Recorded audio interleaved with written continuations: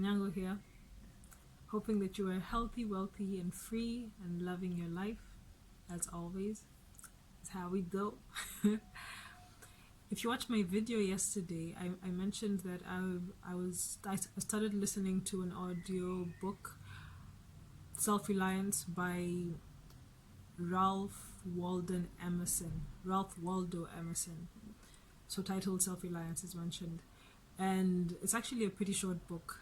I mentioned that it's kind of difficult to listen to because of the old English, but it's actually poetic language. He really speaks in metaphors and all that, but once you get the hang of it, it's actually pretty easy to listen to.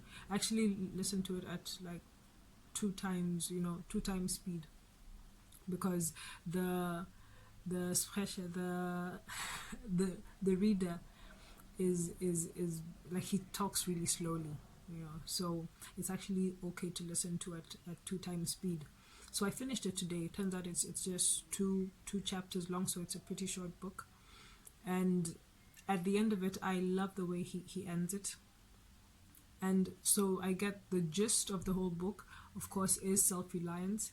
But towards the end, what he really touches on is the fact that once each and every individual, each and every being on this earth becomes self-reliant, becomes self-reliable, realizes that they cannot find what they need in somebody else. Once you know that the only way to achieve what you want is by standing on your own 2 feet, he actually uses the metaphor.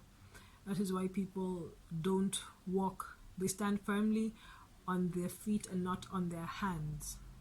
So once you're able to stand on your own 2 feet and realize that you are steady in yourself, then at that point you're able to search within you for that one thing that you were meant to do on this earth. Okay, so he basically says that every single person has this one task that they were given, that they are meant to achieve in this world.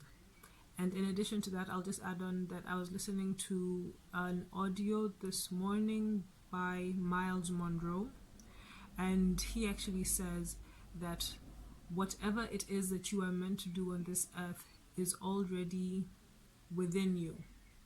Okay, it's already found inside of you, so you don't need to go out searching for it.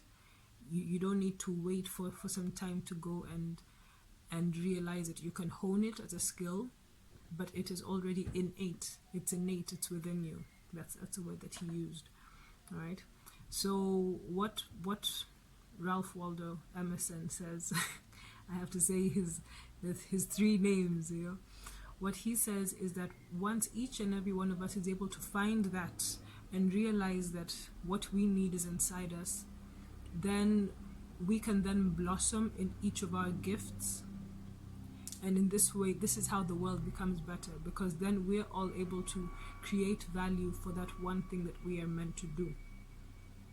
And there is enough of that for everybody. So it is unrealistic for you to want to become like somebody else. This is actually a really good point that he made. It's unrealistic for you to study a person, study a particular hero or somebody that's gone before, and want to become them. Because even those heroes, he mentioned Socrates and Plato and Thomas Edison and all the rest, all the greats that we know. Yes, they studied from other people. Actually, he mentioned Shakespeare. Yeah, they studied from other people, but then they became themselves. Shakespeare did study other people, but then he became Shakespeare. And now what he means is that you cannot go and study Shakespeare to become another Shakespeare. You can study Shakespeare and others to become you.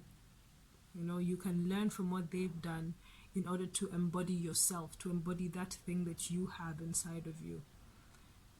It's really, well, we all know this, we've heard it a number of times so far, but to hear it from this perspective made me really think about it.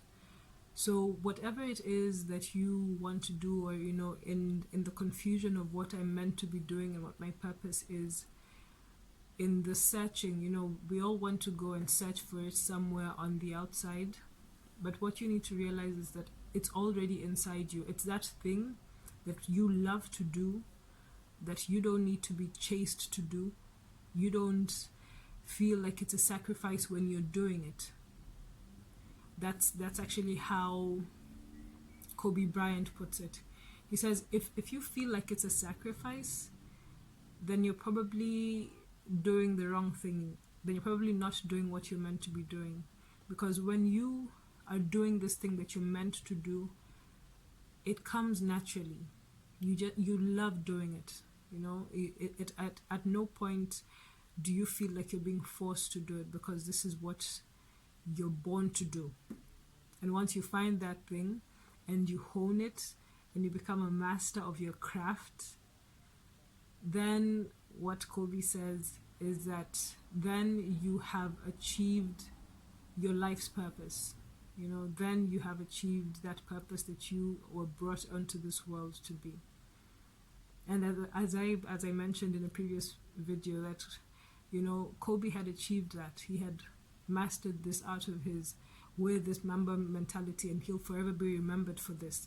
Not as, you know, being the best of somebody else, as I try and connect everything that I've read about this, but he studied his craft and he became Kobe Bryant. He didn't become a basketball player, Michael Jordan, you know, a second Michael Jordan. Nah, he became Kobe Bryant. Now we know his name. There were names before him of those who will still be in the history books and still be remembered for fulfilling their purpose by mastering their craft. But even those who come after, if you master it in your own way, then you become you and not like somebody else, and not a sub of somebody else. Right? So once we all realize this and find the value in this, and use this to give back to the world, then we're good. That's the idea behind it. Then we're good. Then we're not struggling to become like somebody else. You're not disappointed that you did not achieve something like somebody else did. You're not envious of anybody else, because you are doing what you are meant to do, what you love to do, and nobody else can do it the way you do it. Yo, that's power. That's power. And so just one thing that I'll add on is that the way to get to this point, the way to, of course, we can, if you haven't realized what this thing is already that you're meant to do, then it's taking time to figure this out, taking time to realize, find out this action, this, I guess, yeah, it is an action, or this thought that keeps coming to you, this thing that you love doing, regardless of what situation you're in, what the circumstance is. It's your outlet, it's your inlet, it's your zen mode, it's your comfort zone, it's your everything at any time. You know, if you find that whether it's singing, whether it's dancing, whether it's writing, whether it's working out, whether it's sharing, whether it's talking to people, that thing that you don't mind doing, or that thing that you know, if you're in a rut, you can immediately do and it flips you, then you're good. I think that might be a clue towards what you're meant to do. And something else that Waldo mentions in his book is that normally it's that idea that comes to you in your subconscious that you immediately dismiss as impossible. That is that spirit of yours telling you, you know. That is that spirit of yours whispering to you. So don't immediately push away all those ideas you have. Best thing, jot it down in a journal. Even if it's something completely unrealistic, jot it down in a journal and see what happens. Just leave it there. Have it as a record. Yeah, so discovering you, I guess. Let's see how this works out.